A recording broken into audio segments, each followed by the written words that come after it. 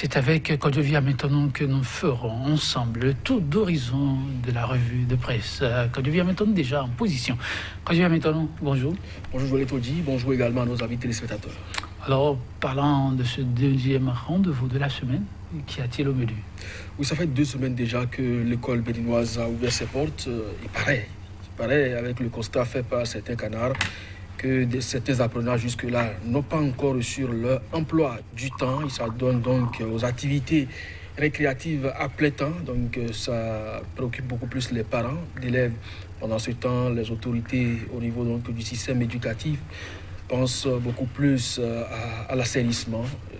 Hier, nous avons évoqué le cas de la fermeture de la filière aide-soignant, donc au niveau de l'école médico-sociale, l'école de formation médico-sociale de Parakou. Eh bien, il faut quand même qu'on s'occupe à pallier à ce manque au niveau donc du système éducatif, surtout au niveau des enseignants. La santé du chef de l'État, ça préoccupe encore les Béninois. Beaucoup en parlent, on se demande véritablement où est-ce qu'il se trouve, le chef de l'État.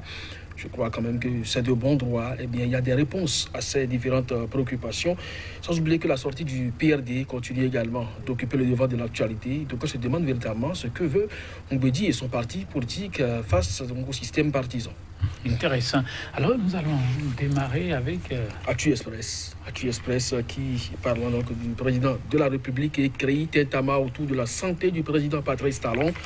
Il faut savoir raison garder, la vie humaine reste et demeure sacrée, s'exclame le canard. Et puis pour une sortie définitive de la crise sociopolitique au Bénin, vivement les assises nationales inclusives, le retour de tous les exilés politiques, la libération des prisonniers d'opinion et le dégel pour un dialogue national inclusif est attendu. Le journal L'Afrique en marche colloque sur la démocratie en Afrique. Nicéphore Soglo attendu à Niamey pour une part active. Et puis, parlant donc de cette affaire de 18 kg de cocaïne pure, octobre 2018, un nouveau complot contre Sébastien Adjavon dans les méandres de ce procès de la criette contre le président du patronat. Et puis, dans ce même dossier, nouveau rapport Doing Business, Joël Todi, le Bénin absent des bons élèves malgré les réformes de Talon. 5 pays africains dans le top 20, dont le Togo et, figurez-vous, le Zimbabwe également. Non-respect, écrit l'Audace Info, non-respect donc de la décision de la Cour africaine des droits de l'homme et des peuples pour annuler la condamnation de Sébastien Germain Adjavon, de son refus d'obéir, le Bénin, au banc des nations, écrit l'Audace Info. Le nouvel observateur, éducation, le gouvernement encourage-t-il la médiocrité au cycle secondaire, s'interroge le journal. Carlos Adorwano, régisseur de la Direction générale des impôts et du domaine, aurait-il disparu ou l'aurait-on fait disparaître? En tout cas, un autre cas d'Aïnvo, s'interroge le journal politique au Bénin. Adrien devrait condamner Mbedi, le peuple agacé par ses déclarations. Alors, matin libre. Parlant donc de cette réforme politique et en même temps le système partisan et les perspectives qui s'offrent donc au PRD. Que veulent au juste Mbedi et son parti, écrit le journal. Mauvaise organisation du Hadj 2019. Agbenossi doit rendre compte. Quotidien Nassiara, expiration du délai de la Cour africaine des droits de l'homme et des peuples dans l'affaire Adjavon. Le gouvernement dans un mépris de la juridiction africaine. Et puis polémique sur l'absence prolongée du chef de l'État. Les Béninois réclament leur président. Point média, non-respect de l'ultimatum de la Cour africaine des droits de l'homme et des peuples par le Bénin. La jeunesse Adjavon Sébastien s'inquiète des retombées. Puis mauvaise préparation de la rentrée académique 2019-2020. Les apprenants en divagation dans les écoles publiques. Joël Yetochi. Merci à vous, Codevia. Maintenant, je commence là où vous êtes arrêté. Point Média qui pense que les élèves sont actuellement en divagation, en tout cas sans doute un constat, car c'est un journal qui aussi s'investit dans l'investigation. Mauvaise préparation de la rentrée, écrivent donc nos confrères de Point Média, qui fait le constat de l'attitude des enfants laissés plutôt À eux-mêmes, parce que oui, ils se désolent à travers, donc, lorsque vous lisez l'article, parce que vous parlez d'investigation, c'est vrai ce qui a été fait. Donc, c'est une descente sur le terrain.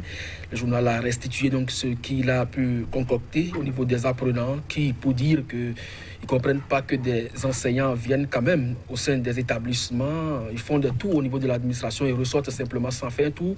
Dans les salles de classe ailleurs, eh bien, ça donne donc à cœur joie à des distractions, pour signifier simplement que jusque-là, on n'a pas encore reçu son emploi du temps.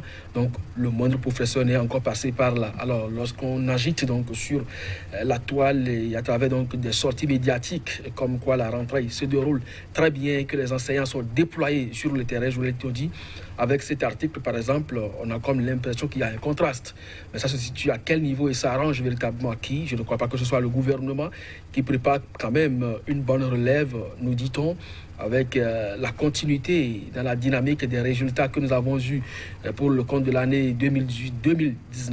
Et puis donc arriver, il faut quand même que les enseignants soient en situation de classe et au moment indiqué, 2 semaines déjà de gaspiller donc pour ces élèves, que ce soit le collège Le Lac, Nokwe, Avotrou et autres, parcourus donc par nos confrères du Point Média. Eh bien, les élèves sont toujours en attente. Et il paraît également que dans le septentrion, il y a un manque de mobilier, également des infrastructures qui font donc grogner des enseignants. Ça voudra simplement dire que tout n'est pas encore rose pour l'école béninoise et il est plus que impérieux, au lieu de penser à suspendre des filières de formation en pleine rentrée scolaire, et qu'on trouve beaucoup plus les solutions adéquates aujourd'hui pour ce qui concerne au moins le secondaire.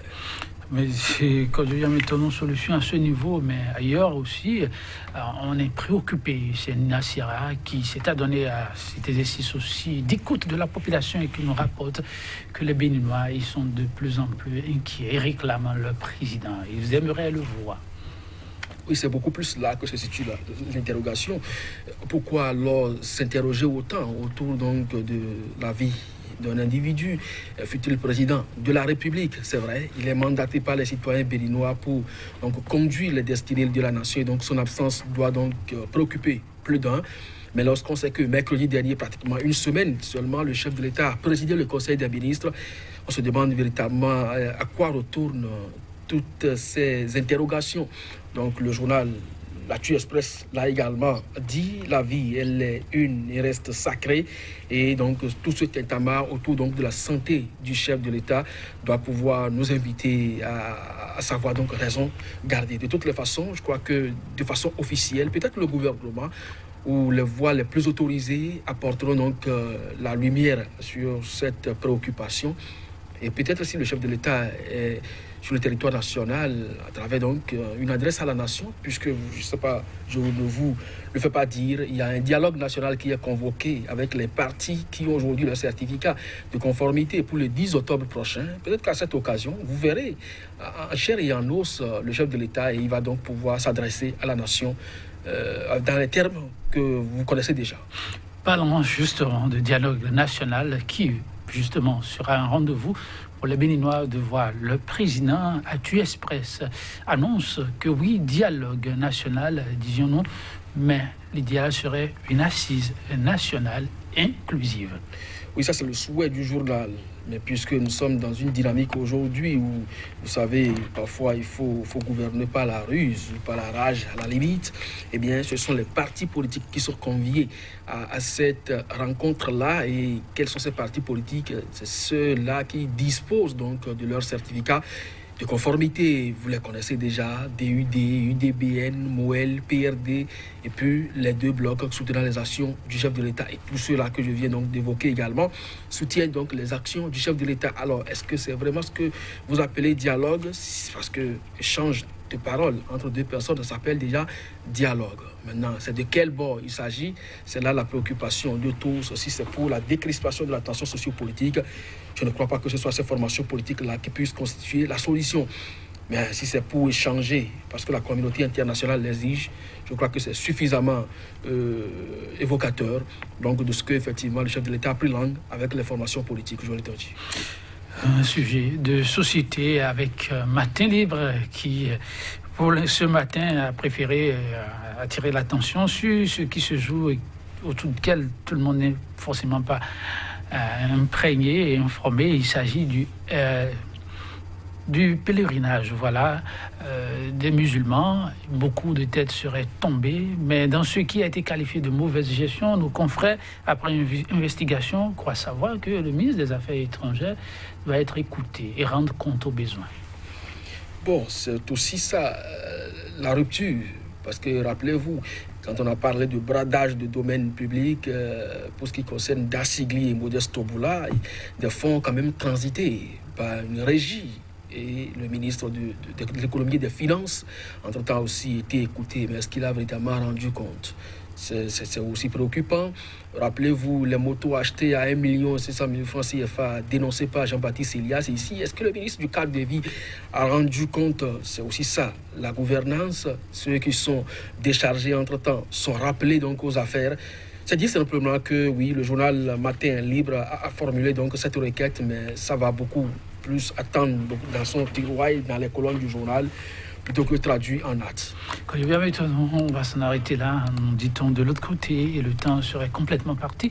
On se donne rendez-vous demain. Par la grâce de Dieu, on sera là. Merci à vous, chers téléspectateurs. Rendez-vous donc demain avec la même disponibilité. Au revoir.